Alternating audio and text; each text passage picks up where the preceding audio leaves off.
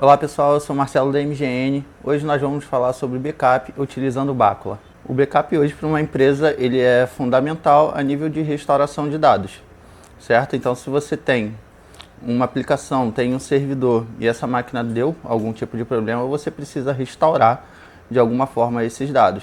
Por exemplo, se sua empresa for atacada, você precisa ter alguma forma de restaurar esses dados, né? Então a gente tem algumas possibilidades de backup.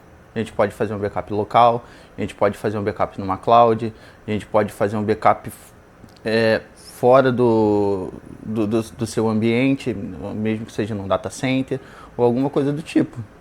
O Bacula ele é uma ferramenta que foi desenvolvida em Linux, né? Então um sistema um pouco mais seguro, já que hoje nós não temos tanto tipo de vírus para Linux, e o que o mercado costuma praticar, meio arcaico, né? O pessoal geralmente tem um servidor Windows ali com HD externo fazendo um backup.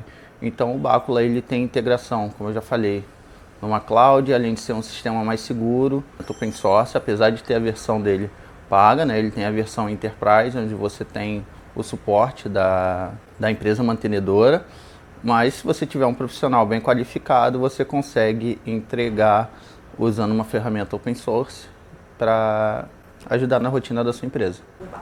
Nós tivemos uma particularidade aqui para um cliente, né, onde ele tem um VMware, certo? E ele tinha necessidade de fazer o backup dessas máquinas virtuais, só que sem desligar essas máquinas. Então, como o VMware ele é um software licenciado e a gente sabe que tem o vCenter, entre outras coisas, acaba se tornando uma solução cara, onde não era uma opção para o cliente. Então nós aqui da MGN mudamos o Bacula, ajustamos alguns scripts, então hoje o Bacula ele consegue fazer esse backup com as máquinas ligadas sem que o cliente precise pagar esse licenciamento. O Bacula ele é uma ferramenta baseada em Linux, né? Então um sistema um pouco mais seguro, onde você consegue ter uma segurança melhor a nível de sistema operacional, e boas práticas são aplicadas na hora da configuração da ferramenta, né? Então a gente tem a configuração do próprio sistema operacional e a própria segurança da ferramenta Bacula em si.